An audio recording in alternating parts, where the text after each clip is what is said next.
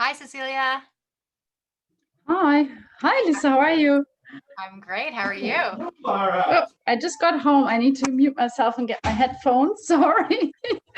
I was at the club and then trying to get this from home. So I'll be right there. And it looks like we've got people joining. We've got over 60 people coming tonight. So that's great. Yeah. Lovely. Great. Hi, Marie. Nice to see you. Hi, Marie. I'll be right back. Hi.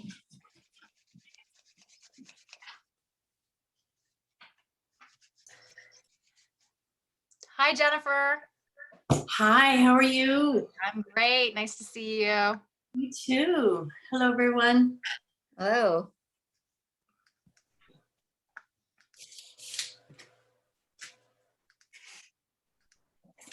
Beautiful day today here in the county. How was it there in Toronto?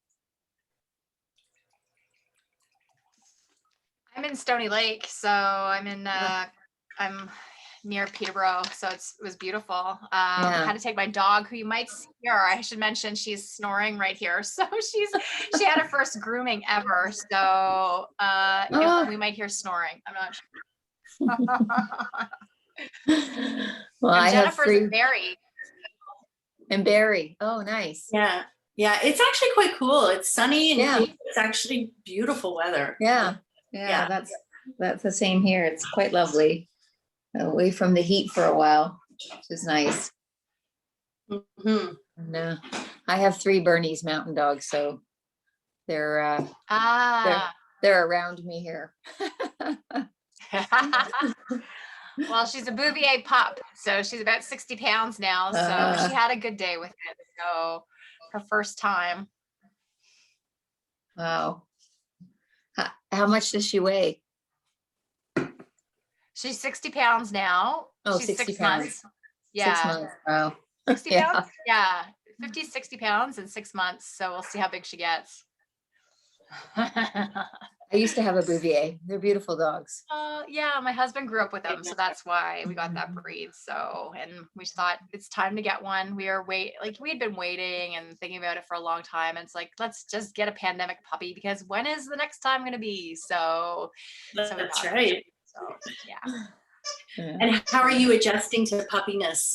Waking up, did she sleep well? And she's through all the. Yeah, she's great. I just think the smell, like a dog smell. I'm not a dog. So it's like the bathing, and she's always in the lake. So I know I sound really weird, but it's just like ever since I had my daughter, I can smell my senses for scent, like odor, like I can smell it right away. I smell if something's off. I smell perfumes, laundry detergents, and now I smell the odorifice of a dog. Like I smell a dog really quickly. So I'll get used to it. Yeah, no, the same thing happened to me as soon as I had babies. All of a sudden, I could smell everything that I I've could never smell. heard of that. I mean, I've heard of people when they're pregnant, but not after. Yeah, it happened when I was pregnant. Like laundry detergent would set me off. It was not great. And then it stayed. I can still smell. It's really like one of those things I can smell. Like, yeah. So if there's something in the fridge, yeah. Oh, it's a good thing to have. You probably good at wine, smelling wine. I just like to drink it. I'm not fussy. Well, you must be able to pick up the different intonations of different fruits and things like that. It must be a nice thing to have. Yeah, I can smell a lot and smell the bouquet and smell different things within it. So nice. Yeah, but the puppy's great. I wouldn't give her it, it's you get over yourself. So yeah. Yeah. Oh, it's so nice to see everyone. I can't wait till we can, it feels like it's just right there in front of us. So they're actually talking about opening schools, Lisa. Really? I've heard something. Yes. And I mean, maybe that's just urban myth, and people are just hoping and praying. But big announcement apparently is coming. So okay, that's even for the city folk. Yeah. You guys have been in lockdown for so long. We got the courtyard ready for the members to come back. So hopefully June 15th, we did the planting yesterday. So it looks beautiful, and hope that we can all get together again soon. Did you take any pictures, Cecilia? Not yet, because we're not quite there. We have to set up the tables and all that. Okay. So clean up and do all the rest. Yeah. I thought that would be maybe great for you to give us our urban oasis with that picture. Add to our beautiful storytelling today. So, Cecilia, I am gonna put some images up for Jennifer and Marie. So just so you know, I think I have share screen permission. Yeah, and I'm gonna make you host or co-host. Yeah. So we're almost at 6:30. As I said, we have over 60 people registered. So we'll give it a minute or two and then get going, and then people can join. We're also recording it, and then people can watch what they missed. because I'm sure people are eager with Q&A, and you talk about what the best way is for Q&A as the moderator, right, Lisa? Yeah, I'll bring that up for sure. Yeah. Good. So great to see everyone. Oh my goodness. Yeah. It is. And I'll be there a little bit more too, because I'm going to use the co-working space because we sold our studio building. So I've changed a lot of things. So I can't wait to go use the secret room and all the different places. So all my writing that I have to get done.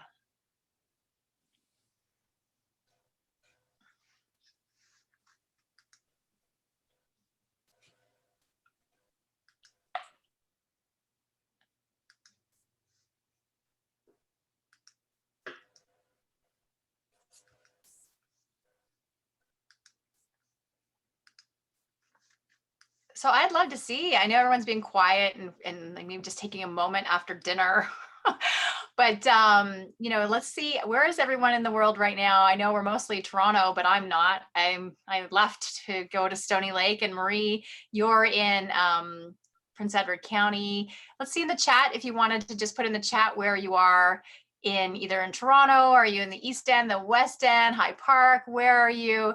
And or if you're out of town, then you can confess to us. That's okay. Let us know. Nevada, awesome. Yes, I know you go there from time to time. Toronto West End, beautiful. Newmarket, so many great parks in the West End and Newmarket. East End of Toronto, that's great. Yes, I'm an East Yorker myself, well, born there. Thousand Islands, so beautiful. Just seeing all the different places, it's like, I want to go there. I want to do that. Richmond Hill, I'd go there. I'd go anywhere. Yeah, it's nice to see all the places that everyone is calling in from tonight. And I just can't wait until we're back in our little oasis at the Verity Club sometime soon, as we all get vaccinated and are able to move freely about and see each other and see what they've done at Verity. Yay. Yeah, Jane. Can't wait to see you. Yeah. Okay. In Toronto. Great. College and Bathurst, beautiful area again, too. Lots of flowers, lots of things growing right now. Scarborough. Yay for Scarborough and the bluffs and all the things you have there, too. So thank you everyone for coming tonight. I'm Lisa Bragg, and I'm a Verity member. I can't remember how long now. I think it's 4 years, but 5 years, but it's been great. And I love getting a chance to moderate panels for Verity because we get to, I get all my questions answered. It's so great. I also get to meet all the fantastic people in our club that really make up the fabric of it. And tonight, we're going to be inspired by two amazing people who are artists in their own right. They're making something new in the world. So it's great to see that. So I'm really honored to be here today.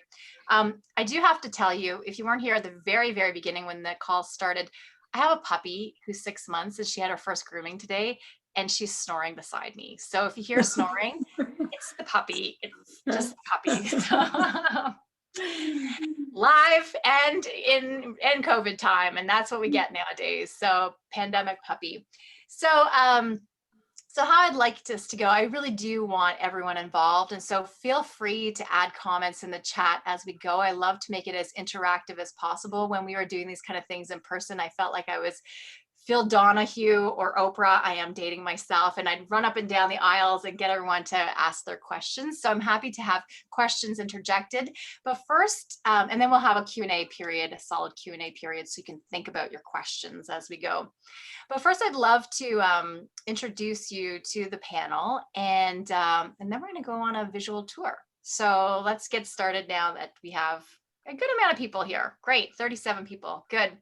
So I'd like to introduce Jennifer Heyman. So Jennifer is the president of Jennifer Heyman Design Group. She's an award-winning artist too for her agency. She didn't put that on the bio. Yeah. And then Marie Graychuk's owner of the Elmbrook Farm, Prince Edward County, and that's a new venture for her because she's had several different businesses. So we'll hear more all about that too. So tonight the agenda is that we're going to learn some top tips on creating the perfect outdoor living spaces, some creative landscape design ideas that will inspire you to create your own unique spaces, both big and small. And urban gardening often means growing on balconies or small areas. And we'll look at best practices practices for growing organic vegetables in containers and making the most out of your outdoor spaces. So let's get inspired, and it's not going to be a night of me talking either. We're gonna bring Marie and Jennifer up. I think we're just going to say all these little squares, but that's okay. So Marie, let's go with you first. Let's go to your farm. Can you take us? Where are you right now specifically? Because everyone's going to say, "Oh, I know Prince Edward County. I can't wait to go and have more wine." Where are you right now? Yeah, so we are about 10 minutes north of Main Street, Picton. So if you are familiar with the Picton town, and you just drive up County Road 5, we're just off on Elmbrook Road, and that's where we are. And my husband would say, who was born here, everything is 20 minutes away, and I thought he was kidding, but it really is. Everything is about 20 minutes away. So we're about 20 minutes from Wellington, 20 minutes from Bloomfield, and 20 minutes from Cherry Valley, and all of that. So yeah, we're in a pretty good spot here. Good. So am I at the beginning here? I am at the beginning. There we go. Yeah. So everyone can see. Can I have a thumbs up that you can see my screen? I know you can, but I just, I think it's just a COVID thing to say unmute. And can you see my screen? So we can. Great. So what are we looking at here? Right. So when we first moved here, we were excited because we had a yurt that we Airbnb, of course, when we are not on lockdown. But hopefully next weekend we can get that back up and going again. You can see that in the background. But the people that lived here before us, they boarded horses. So that paddock area that you're looking at was full of, horses. And, of course, they stamped down the ground pretty darn well. And so then Rob, my husband, started prepping the soil because he wanted to have a hobby farm and start with that. And now we are market gardeners. So you can see there he is sowing the fields and getting everything ready. Now we have the sprinkling system, and we've just put up a hoop house this year where we can grow our greens quite early in the year, and then into the fall as well, but get a really good start on things. So everything's much more grown than it looks here right now. So you can see, and we of course grow all our things organically. Below the organic greens there, you can see that we're also doing vertical farming.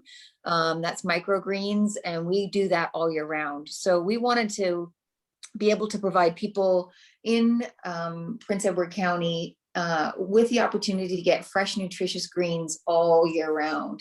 And so we have subscribers, and we deliver to them every Monday in the county.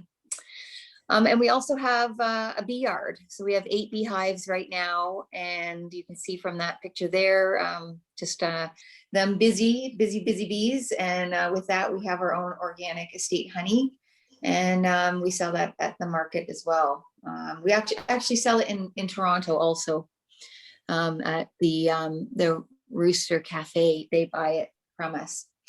And from that, I added on, and really, I'm a love of baking, and I discovered sourdough well before the pandemic started, like everybody else had gotten into it.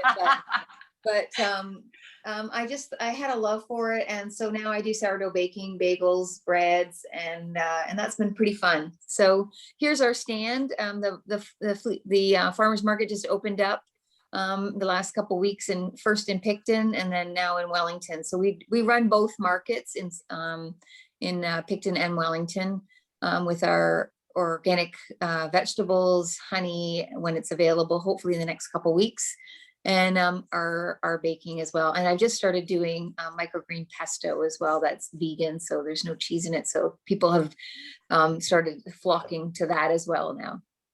Beautiful. These are great. Thanks for taking us on the tour. Who else wants some sourdough bread right now, or some of the little pea shoots right there? Yeah. If you want to put your hand up or put an A or agree in the chat, that's great. Yeah, beautiful. And then so I really want to know, and we'll get to this in a minute after we go through Jennifer's visual tour, but I know what you did before, and so I want to know how you got there. So if you can think about that while I switch slides here, and and I'm gonna come back and grab another screen because we're doing our own tech here today. So Jennifer, you're up, and I want to know about your journey here and what we're gonna see, and I want to go in that pool right now. Yeah, this is beautiful. So Thank Jennifer, you. like some of these are award winning, so don't be modest. You need to tell us what the award winning pieces are here too, because these are just gorgeous. So, you know, and these are award winning. I know you can see the whole slide thing, but there we go. So tell us a little bit about these images. Thank you, Lisa. Thank you. Yes, we won an award just last year for this project. Actually, my contractor also won an award, a provincial award of excellence, both of us. This particular project in itself is one of my favorites. We worked with this family for almost 3 years. We sweated out the design, and it just kept morphing into bigger and bigger functional areas. So when I first met with this family, they really wanted just a very simple outdoor kitchen and a hot tub, and so that's what we ended up with. And I actually have some more slides on this one towards the end, which we can go through. Okay. But yeah, so on this next slide, Oh, hang on, wait a minute. I'm just going to stop you. This was a simple hot tub. This is our simple hot tub, yeah. And so, I mean, really, it was about marrying, you know, his wishes and hers. And I find sometimes I'm moderating and finding a way to make everybody happy.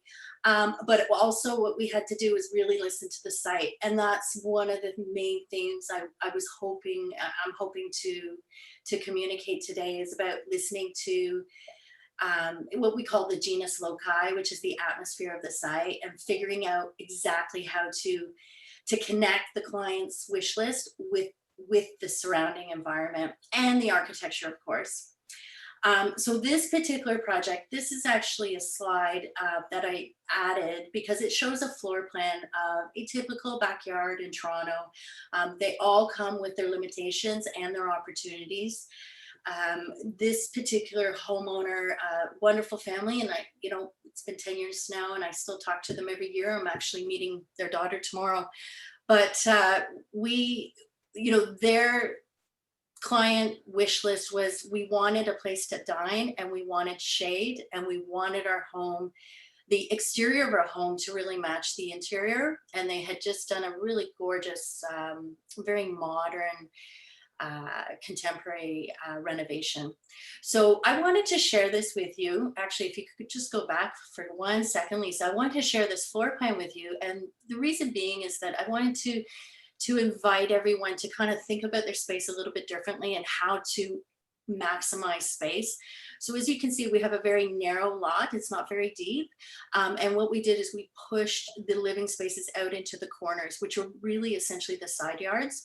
So I thought that was kind of fun to show you. And you can see the before picture down in the bottom right-hand corner of this slide. There was absolutely nothing except for some trees around the property line. So that was fun. Okay. And then the next picture, the next slide, is actually the finished project. And I'm really, really happy with the way things turned out. We won an award for this garden as well. And it was actually featured on the North American Garden Tour last year, or right before COVID, actually, the fall before COVID. But this is the finished project. So you just saw the floor plan, and now you're seeing how it all came together. We did a lot of custom finishes. We created a sense of enclosure with these dogwood groves. We offered a bit of privacy from the neighbor with these tempered glass fence panels, but also allowed for light and air circulation. And then we have this really unique transitional point that leads, and if you go to the next slide, you can see it kind of leads you on a sort of secret garden path over to the final section in this garden, which is the next slide, which is this secret sort of reprieve for the family. Now, he's a dermatologist, and he absolutely, one of the reasons why they never used the backyard was because it was full sun. So because we turned the design on a 45-degree, we were able to create a little more shade and an opportunity for different sitting areas and functional areas for the family. So we really maximized the space and also found opportunity to support their sensory experience and their self-regulation and downtime. Ooh, I want to ask you more about that. So let's look at this. Okay. Ooh, Sure. okay. So this one, I added this one because this was a really interesting project. This client called me, it was a friend of a friend, and I really didn't want to disappoint her. She was so lovely on the phone, but she wanted me to do something with her garage. And I kept saying, it was really early in my career, and I kept saying, but I'm a landscape designer. I'm not a garage interior designer. I don't know how to help you. And so we met on site, and it turned out that she really they hadn't done anything on their property either. They were very focused on raising their kids, and their now their daughters were all tweens and teenagers, and they wanted some living space. But more than anything, they had this massive garage in the back corner. It was a double garage, a really generous double garage with a very generous asphalt driveway right through the backyard. So it was, you know, it was a waste, you know, this a perfect opportunity to create organized storage and behind, and then a really wonderful, comfortable seating area. And incidentally, this is, pardon me? So you're ahead of the time, because now everyone wants that with their garage. So if you have a garage, Well, there are abandoned garages all over. I mean, my own garage is a disaster, right? It's where everything goes when I don't know what to do with it. But now more than anything, especially with the pandemic, we are receiving loads of requests. I mean, I think every single, it's very rare that we don't do a backyard without some sort of structure. And those structures can be, you know, really wonderful opportunities for, you know, pleasure and reprieve, but also things like homeschooling and, you know, home office. And we've even designed a yoga studio and, you know, a workspace. So I think it's such a valuable asset for Toronto home, and many of our viewers and friends who are joining us today may have some, you know, space that they could utilize. So that's why I wanted to include this. And then in this slide here, we are back to this wonderful space. So as I mentioned earlier on, you know, it was a hot tub and an outdoor kitchen, and it grew, you know, really, it grew into this wonderful pool that she wanted, and this falling water, which is something that actually that he wanted. He wanted the sound. He, you know, very busy executive. He's often flying, you know, Monday through Friday, and he really wanted to come home to a sanctuary. The fire bowls were added later, you know, quite late in the design stage, but this was just to create a sensory experience, a sense of safety, and also it's very dark. So this is a really unique area in Mississauga called Mineola, and I recommend a drive through. It's a wonderful area. It's a beautiful tree canopy. And it's very dark at night. So we just kept adding more and more landscape lighting and fire features, and really, really happy with the way everything turned out. The Buddha, the homeowner added, but we did all the planting. And then, of course, then there's the kitchen. The kitchen just grew and grew and grew. So that grill there, what they had already. And so we had to design the kitchen around this grill.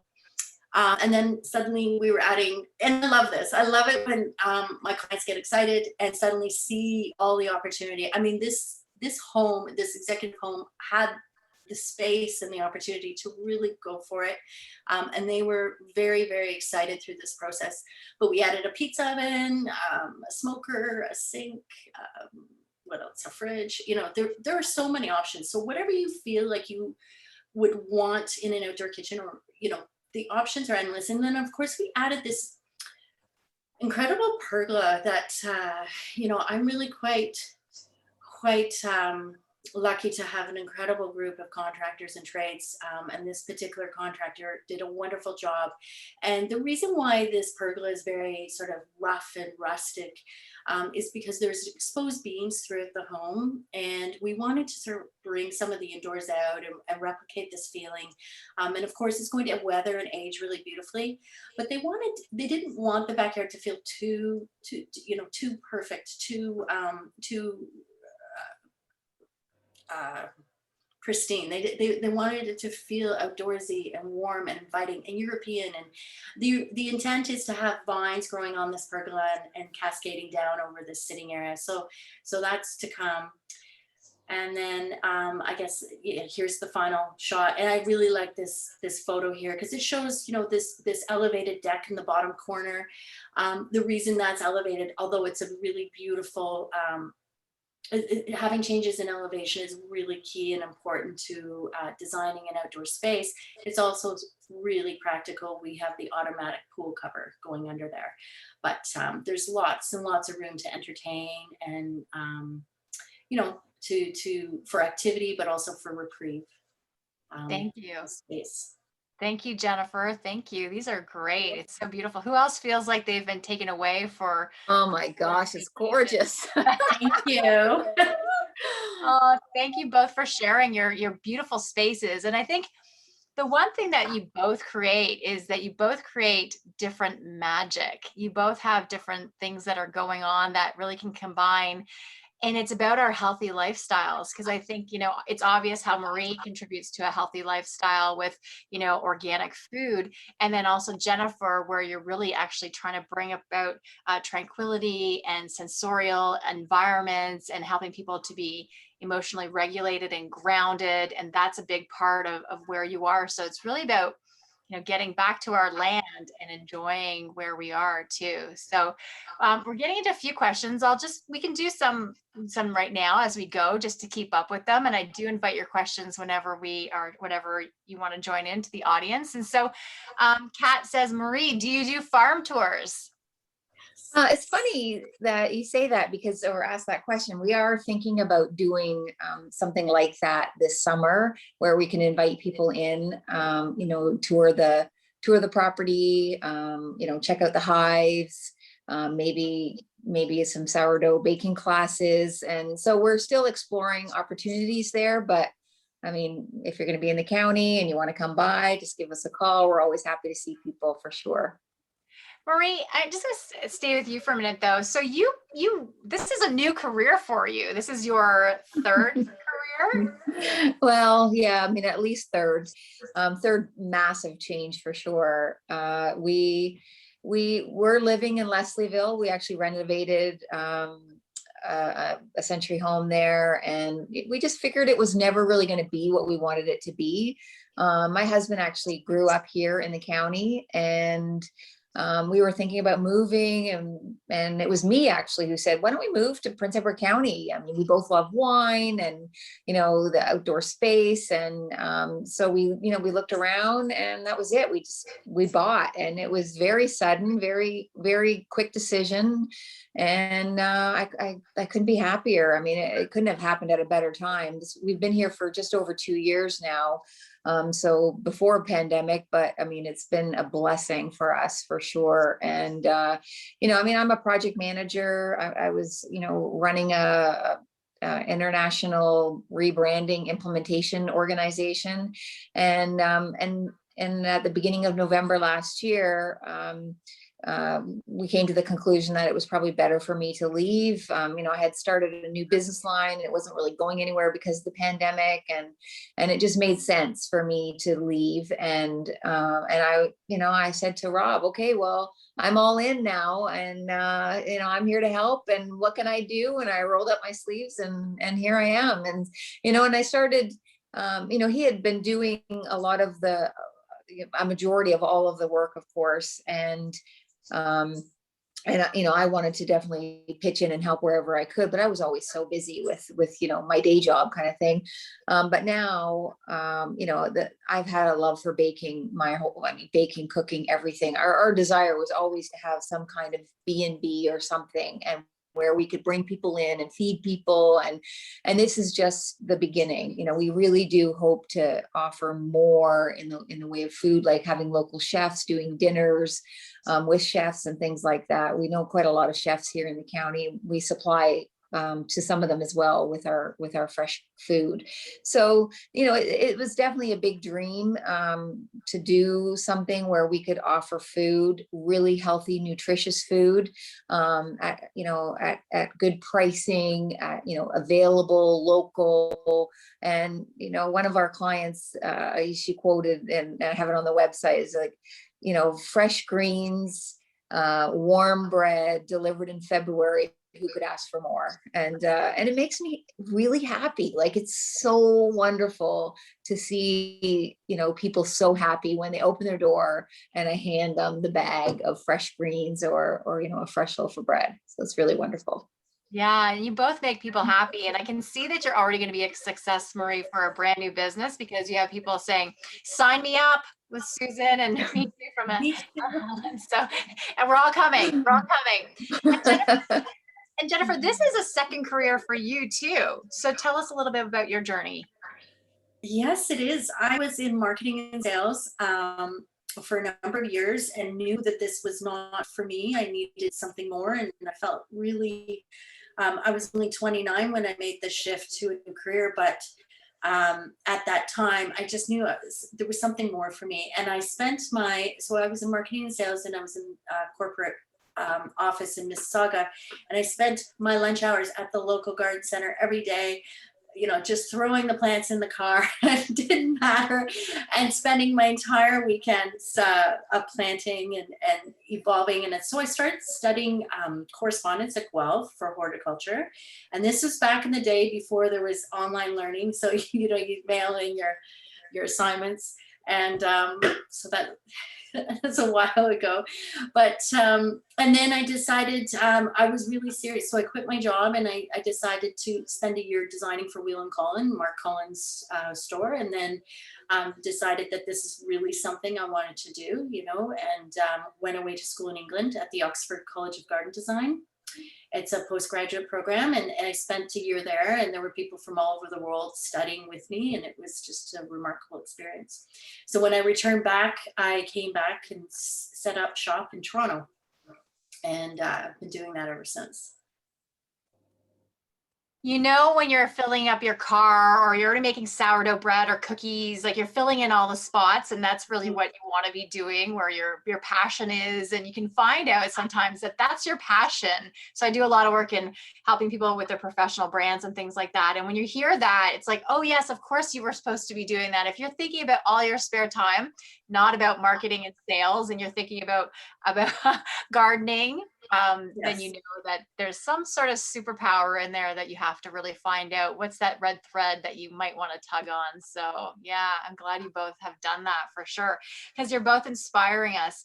Now, would you say, Marie, though, that you've had a green thumb, or how did you learn so quickly to, you know, in 2 years to get it all going? Like you said, your husband was from the county. No, I mean, my husband definitely is the one with the green thumb, and the vision to know what he wants. I'm more on the operations side, where, you know, he's out there, you know, planting and figuring it out. You know, I obviously help wherever I can pitch in, but my expertise lies on the project management side. On, you know, I designed the website. I figured out how to, you know, get all of the orders and use Square to try and get our subscribers going. And, you know, I'm the one who will phone up people. Hey, we have a little bit of extra of this. What would you like this week? Do you want a delivery? And, you know, so, you know, that's me on that end. And, you know, I mean, I definitely am out there planting, pulling weeds and doing what I can. And, you know, I'll get more and more involved this summer for sure.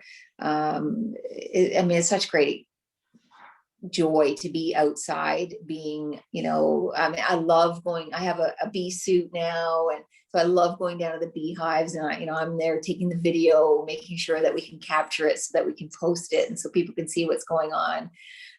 But yeah, I mean, on the operations administration side, where I'm like running things in the background to make sure it all operates well, that's my expertise and where I fit in. So, but I know you probably know more than, well, you know more than me, that's for sure. And I know you probably know a lot more than other people. So what's your advice for people who are thinking about, you know what, I can see the price of everything going up, or I really want to have local, like as in my front yard or my backyard. What's your advice for people to? Absolutely. I mean, it's really not that difficult to grow your own food in very little space. I mean, even when we were living in Toronto, when we were living in Pickering and Durham, and we've lived quite a lot in different places, we've always grown something of our own food, and it's not difficult to grow. In small spaces, you can get a barrel, you can get a window box. There's, to be able to grow even in your house, to do your own, small patch of microgreens so that you can have something all year round. There's lots of ways to do that. And it's not difficult to grow organic. And I really wish that we all do it, because the more you even buy, the more demand it is that we have organic food, and then it will be all that's available. And if we stop, expecting things to be full of pesticides and don't buy it, then, the organic food is going to become more reasonable, because that's just what everybody will have. I mean, we don't use any pesticides at all here. We use, the healthy things that you're allowed to have. We'll use peroxide in water to spray to keep, any fungus off the microgreens, and we use soap and water as a deterrent for any kind of bugs and things like that. So it's not difficult, and it's just keeping on top of things for sure. Mm-hmm. So what would your advice be, though, for somebody who's looking to do this? What's the easiest plant to grow, I think, is what I'm actually asking. Is there something that's really simple that we're not going to be able to kill? What's the spider plant? Well, I mean, if you love having salad, if you love having fresh greens, microgreens, you can get small containers that you can grow your own microgreens. And, I mean, we turn our microgreens over every week and a half. And so, you can get small containers that will allow you to do that. You just have to keep on top of them and make sure that they don't get overwatered, so they don't get spoiled with any kind of decay or things like that. You just, you water from below, and they're not that difficult to do. You have to have them in some good lighting. There's lots of kits you can even do to do microgreens, and those are wonderful because you can have them all year round. But I mean, tomato plants are so simple, and it's wonderful having a fresh something that you can pull together. I mean, it's my favorite time of year where the greens are in abundance, and it's so easy just to go pick some spinach and have a nice salad. It just tastes so much better, and you're like, yes, I did it. I made this. It happened.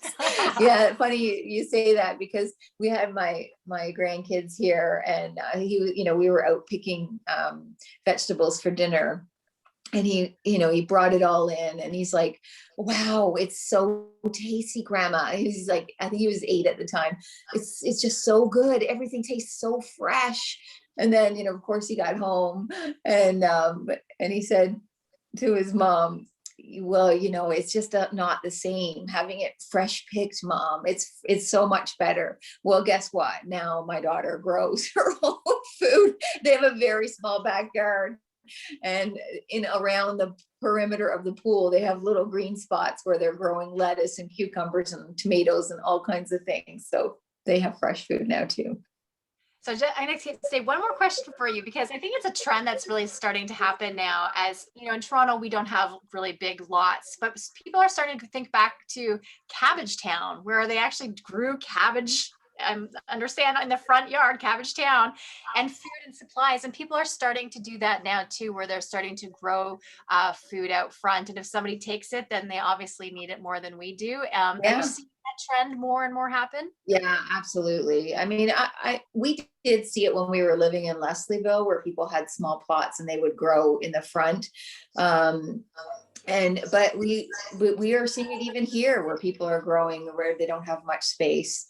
And they're growing in their front yard, and it's very floral, and green, and I mean, especially because we do, we do low till to no till gardening, so we aren't using like big tractors or things like that to do our planting, and it makes it much more, I mean, you basically can put, if you have a field that is, full of weeds, or you just think it's impossible, you can just grow over top of that. You put cardboard down and then put your compost and your soil and everything else on top of it.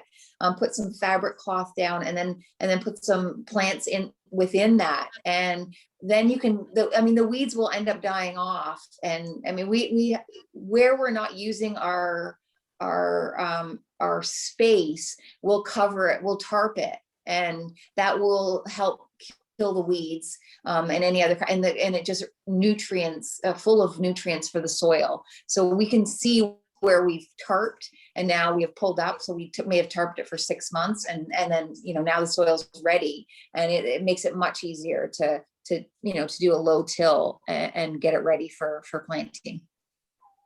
Sounds like you really have adjusted, and you do have that green thumb. Thank you. Now, Jennifer, you've inspired us with your beautiful pictures and the magic that you make. So how can we do something, like one of your images where you had it that, you thought about it on the 45? What can we do ourselves, or that's a simpler version of what you offer? And any tips for us who are a little bit more do-it-yourself, or want something done tomorrow or next week? Right. Yes, absolutely. I encourage everyone, and I say this to my clients too, when we have our first block of meetings, is, consider, walk through the space and try to look at it completely different from how you're using it now. And I know that's difficult, but it's all about forward thinking. And just because there is a big deck with steps down to a small little patio, doesn't mean you have to keep that big deck. Like, you could pretend that there's a complete blank slate, and identify what your true priorities are. So if it's dining outside, then, or if it's a play area for the kids, and maybe there's opportunity. I mean, I love doing this, especially in Toronto where space is limited, finding ways to multi-purpose the property. So if we need a sport cart, and we need a patio, and we need a parking pad in the backyard, what do we do? Create an environment where that sport court is gorgeous enough for dining, or for additional seating when you're entertaining large groups, but it's also perfect, and you can bounce a ball, and it works for your kids. But it will also take the vehicular weight of a car if needed, if that's like an additional overflow parking that you might have. And that's really common in Toronto, where spaces need to have multi-functions. So I always encourage to kind of create a wish list, figure out exactly what your priorities are, and then plan. Planning is key. And I usually ask my clients to take their time, sweat the design, and then take their time implementing. Because it's better not to, better not to compromise and try to do it all at once. Find some quick wins, of course, because we all need quick wins, and we need to check something off our list, and find some reprieve for the season, because it comes fast and furious. May is upon us, and here we are, and the summer's right around the corner, and then all of a sudden fall, right? So, of course, but plan for the future. Don't necessarily plan for now. Plan for 2 years from now, and figure out exactly how you and your family would like to use the space now, but perhaps as your children grow, how are you going to use the space later? Yeah. And, when we've gone through this last period in our lives too, things have changed, and priorities have changed, and how we want to use our land has definitely changed too. I think you're probably really busy with people trying to sort that out and saying, you know what, I need more space. I'm going to use every piece of space. I do want to bring up, you brought up sensorial, and you brought up emotional. I'm just going right away to emotional intelligence, but emotional regulation. Can you Mhm. talk to us a little bit more about are there any things, small things that we can do to add to that sensory experience to help calm us down? You know, we see waterfalls, we see wind chimes. Some people hate them, but what are some other things that we can bring into the environment to help us with our emotional regulation? Because we are all up here, and you know, what can we do to ground us? Any tips? Yeah, especially right now. I mean, finding opportunities for grounding and solace is so important. You know, there are the usual suspects like fragrance in the garden and color and waterfalls. I mean, those are pretty obvious ones, but also a sense of enclosure is really important. If you can find an opportunity, and it might be a low hanging branch from a gorgeous, it could even be your neighbor's tree.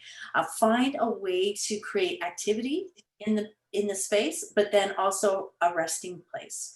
And I love to find opportunity, little resting spots, little nooks under tree branches, or maybe we do create a structure or some sort of manufactured overhead structure that will assist with that.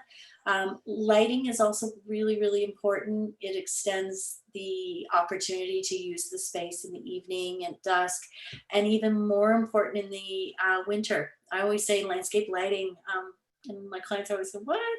But landscape lighting is really the most valuable part of it is for the winter, because when we come home at night in November, December at 4:30, it's dark. All you can see, you know, and homes are designed now to look out, especially if they're new builds and fully renovated. Usually, you know, it's directional and it's on purpose, and you have to have something beautiful to look out at, even in the middle of winter.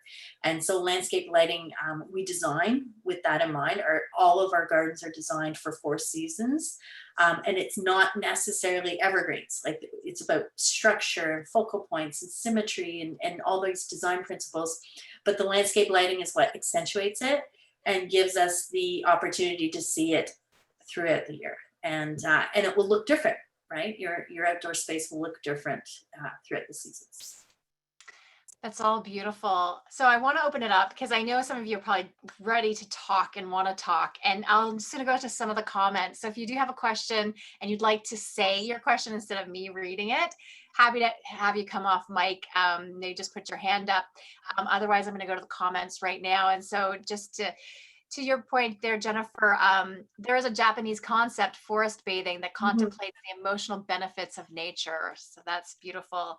Janine asks, does lighting in trees impact birds? We added lighting to a tree, but I'm wondering if there's an impact on birds nesting in the tree. Okay, well, that's a good question. I think though, I doubt a bird will make a nest. They could be returning to a nest that's pre-existing. So when we're putting lighting inside of trees, we're really very careful, and we don't go high up into the canopy. You always want to keep it fairly low, or else it's going to lose their impact. So if you're downlighting, you would downlight very strategically and assess, because often nests will stay and other, you know, and birds will return. The other thing I like to do is uplight. I think that's one of the most underused features of landscape lighting, because you can create grazing effects and shadow effects. And you know, certainly landscape lighting, the key to that is really, you don't want to see the fixtures, you just want to have the impact of it. Again, for you, Jennifer, any tips on how to hide a neighbor's new fence that isn't very attractive? I think you should put those panels in that you showed us at the beginning. The custom tempered glass panels. I mean, they are stunning, and I highly recommend. We do a lot of tempered glass, obviously, for that see-through look. But to answer that question, I like to create a green canopy, and I mean, often clients will say to me, no, we want low maintenance. We don't want birds. We don't want, you know, but there are ways to create a green canopy. So installing tall columnar trees that are quite tight and can withstand the pressures of an urban environment, because not all of our trees can take the urban heat, and in confined spaces. So when you're looking at your backyard, especially in a city like Toronto, it's a couple degrees warmer then you know, a backyard might be in Richmond Hill. So or a backyard maybe 6 blocks away. So so really, you know, right plant, right place, but you can create, if there's room, you can do some tall columnar trees. I like to paint fences out too. I'm actually doing that with my own fence. I'm trying to get a few more years out of it. So we do a solid stain and a charcoal, and it just, it can take any fence and make it spectacular by using stain and color. And the charcoal is wonderful. You know, we can go black or navy or charcoal, but something really dark, so there's a beautiful contrast with the greeneries. And it looks great in the winter with the snow falling. Maria, I want to go back to you because Valerie asked a question that I think all of us want to know is, how is the transition from city to country life? Not really one of our questions for planting and thinking about our our urban gardens and things like that, but how was the transition? You know, it's so funny you ask, because there was so many people that were so worried about me transitioning to here because I'm really a busy person, and it was absolutely no problem at all. And I knew it would not be a problem for me. I love living out here. I love, we have a big fireplace right behind me actually. And I like to knit, I like to cook, I like to bake. So it just, like, we have more space to live in. And that's really what I wanted, was a place where we could have people and enjoy the space that we have, so people can come here, feel welcome, and they can go and do their own thing. And you know, they're not in my way and I'm not in their way. So that wasn't so difficult. And then meeting people, we've actually met quite a few people. We probably know more people here than we did when we moved to Leslieville. And you know, and it's really just been about making the effort to talk to people. I mean, obviously we have a sign on on the front of our property that says we sell organic greens, you know, give us a call or a text and we'll pick fresh for you. So people will come, and you know, it's just a matter of, you know, chatting and finding out more about them and what they're doing. And we've made friends that way. It's been really great. And I've also just more recently joined a board here, the County Food Hub. So I'm hoping that will help me meet some additional people as well. But yeah, it's not been an issue to meet people. It's been really fun. Not when you're serving up such healthy and beautiful food. So there you go. I'm gonna get to Heather's question here, and it's are there any free apps you recommend for DIY landscaping design? Jennifer, that's gonna be your question, but I want to actually throw it back to Marie, because I'm sure, do you know of any apps that we can use for growing microgreens? I know you're saying it's super easy, but if we wanted to do some more gardening, Yeah. organic. Well, I'm not quite sure about apps, but there are so many YouTube videos online for microgreens. We have learned all about beekeeping, all about microgreens, all about, you know, urban farming, market gardening, all on YouTube videos. There's so much information out there. Beekeeping, there's some great information from Gulf University, from like some major beekeepers that are, you know, in Canada and the US, all over. We have learned in that way. So I mean, we will sit down, have our dinner, watch a video on, you know, how do we better grow cilantro microgreens, or you know, how do we split our hive and add a new queen to our hive. Like, we have learned everything from just going online and figuring it out. And, you know, for us downtown people too, they're probably not doing it right now, but in the near future, you can take beekeeping in downtown Toronto. I think it's at the Royal York Hotel, but you can do downtown beekeeping. So something to look forward to. I mean, we were actually thinking about getting a hive, but our backyard was just a bit too short when we were in Leslieville. But we were thinking about getting a hive then. And, you know, there are some different hives you can get that definitely make it a little bit easier. We've gone with the traditional hive here. So there's that. And then we have chickens here as well. They're just, they lay eggs, and we sell eggs as well. But we learned, you know, about that. And our first 3 chickens were from my son who had them in Toronto. You know, when they were allowed to have chickens, he had, you know, these 3 hens that laid eggs, and when he was moving, so he said, I think you should take them, Mom, and then, you know, I'll take them back when I figure out where I'm going to be. And then as soon as he came out here and saw his chickens, he's like, yeah, they're happy. I'm not taking them back. But now we have, you know, we have quite a lot of chickens now, so yeah, it's super fun. Cute story. So Jennifer, any apps for Heather and everyone else about for DIY landscaping design? Anything that you can offer up, or YouTube videos, or anything that you think is good?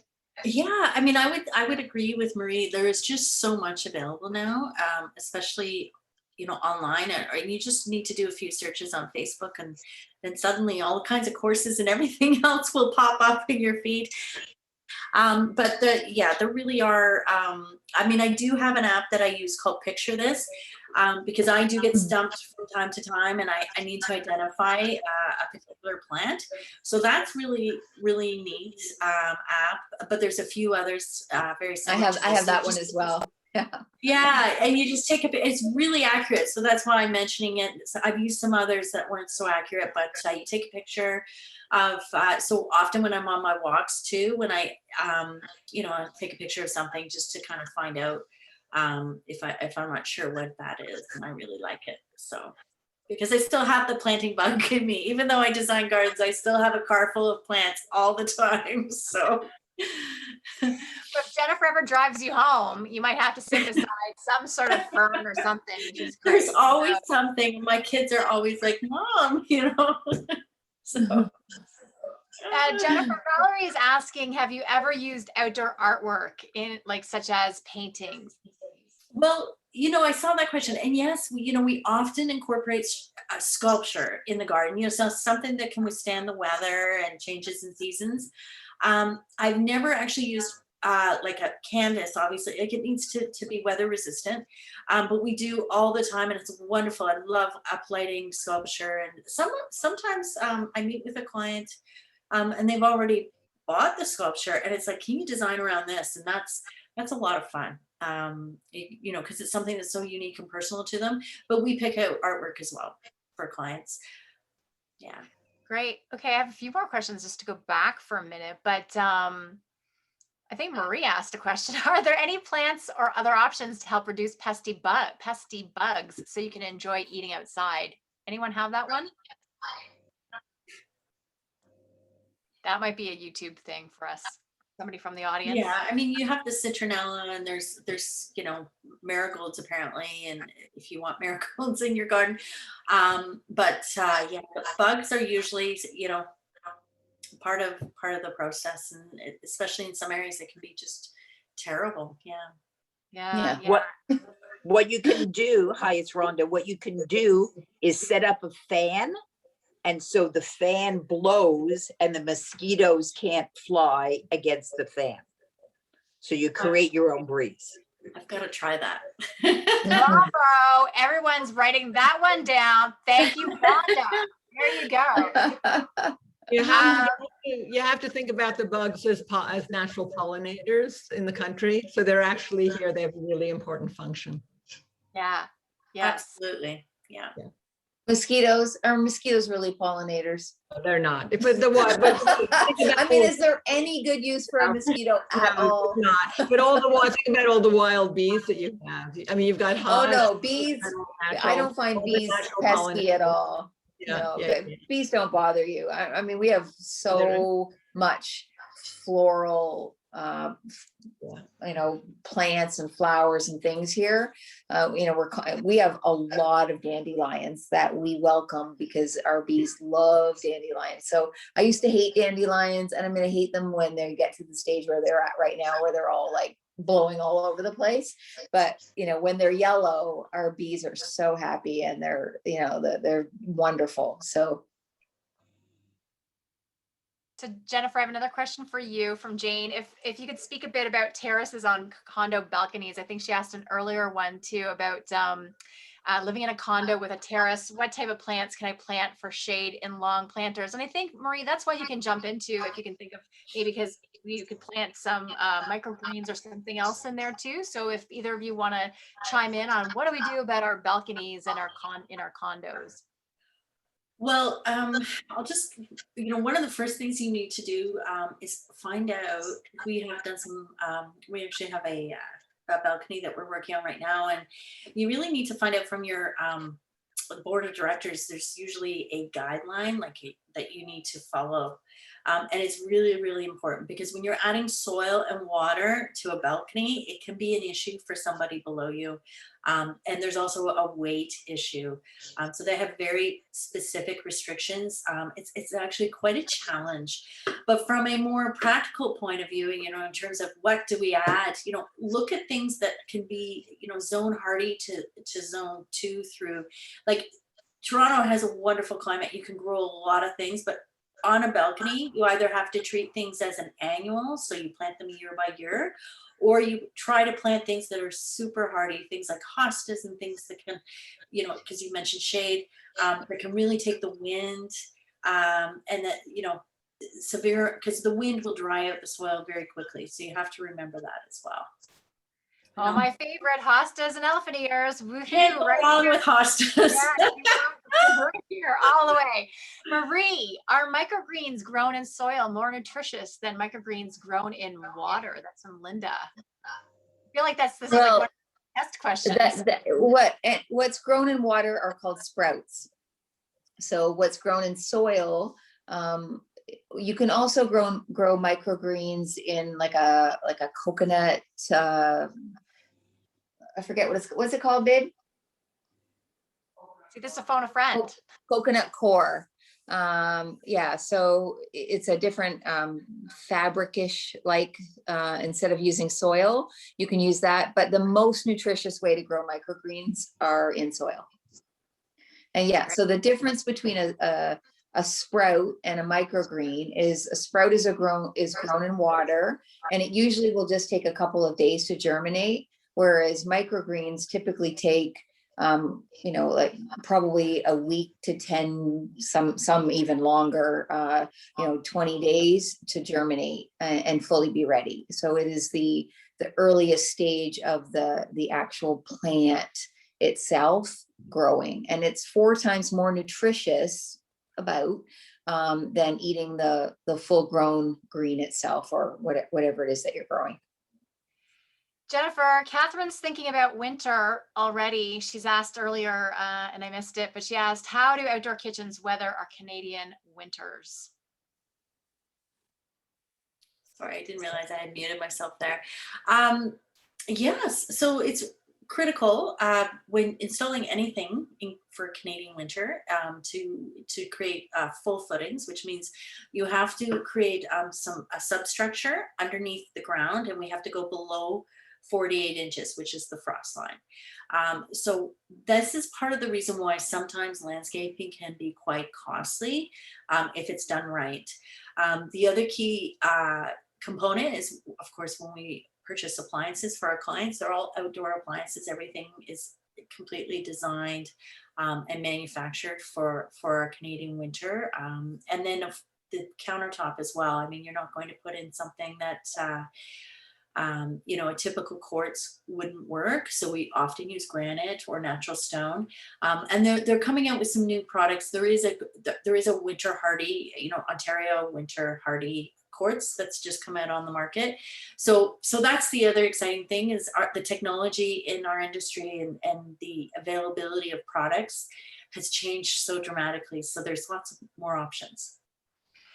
And Julie asked too, and I don't know if you were expecting me to avoid this one, but she asks about waterfalls and water structures. She's heard that waterfalls and water structures attract rats. Is that true? It's Toronto. No, I saw that. Rats everywhere nowadays, right? I hear that. Yeah. Well, I have I have a pond in my backyard, and I bought the house with a pond. I thought, oh my goodness, the animals, because they do. I mean, obviously, wildlife is going to be attracted to a pond. I haven't heard. I mean, a rat or a raccoon, it doesn't really matter. I do know, though, from firsthand experience in Toronto with my clients, that they do attract raccoons possibly rats. When you're doing any kind of pool, that's why you have covers, just keep it clean and secure. But water features, you know, you want to make sure the water is running, but you have to kind of, if you're going into that realm, and I always tell clients this, that you have to expect some wildlife. Personally, we love it. I mean, we sit at the kitchen table and watch the chipmunks and the squirrels and the birds, and you know, it's fantastic. We even have a skunk that's kind of living in between the, you know, our house and the neighbor's house, and not so great, right? You know, but it is actually fun. It's wonderful for my kids to watch and see all this nature, you know, in a urban environment. So. Thank you. So we do have to wrap up to honor everyone's time because everyone's so busy in this COVID era. But I wanted to just touch on Catherine's question and leave it as a way for people to contact everyone in the future. So Jennifer, I don't want to answer this, but Catherine, I want to acknowledge that you asked it. She's asking, how does the process work when a new client is interested in having her provide landscape design services? So I'm going to suggest, Catherine, is please give Jennifer a call, and she'll tell you how that works out. And I'm going to put in the chat right now the handles, if you're Instagram people, for both of our panelists today, so you can connect with them further, because I think Instagram, because they're all about visuals for a lot of the things they do. But Marie, what would be a call to action besides Celia saying leave the mosquitoes alone, but what would be a call to action? So we're not just inspired by you tonight, but we're actually going to do something. What would you like us to do? Yeah, buy organic and plant some of your own food and enjoy it. I think the more we buy organic, the more it will just become a thing that we all expect to want, and hopefully it will eventually reduce the price of it. That's great. And Jennifer, what would be a call to action that you want people to leave here tonight and actually do something now that we've been inspired by your beautiful designs? Thank you. I would just love if for everyone to find an opportunity to create a little nook for themselves, no matter how small or big, and enjoy the outdoor space, and perhaps hopefully look at it a little bit differently beyond just activity, but also you know, to support their psychological needs, sensory needs, self-regulation, and as an opportunity for connection. Thank you. Thank you everyone for joining us. I'm Lisa Bragg, and I just put in the chat my new network that I'm starting up to help with people's professional brand. It's my COVID sourdough bread thing. So that's, instead of making sourdough bread, I started working more on helping people with their professional brands, and started a little community in the last few weeks. So happy to have you join and have conversations with me there. So thank you everyone. I can't wait to see you, and I can't wait, Cecilia, to see the pretty pictures of the courtyard. I wish you had a picture right now for us, so we'll have to come in and see it soon. Yes. Hopefully June 15th. Yes, we'll let you know. Thank you. That was wonderful. Thank you. Thank you, Marie. Thank you, Jennifer. Applause, applause, applause. Thanks, Take care, everyone. Stay well, and good night. Thank you. Have a Take good care. night. Bye-bye. Bye.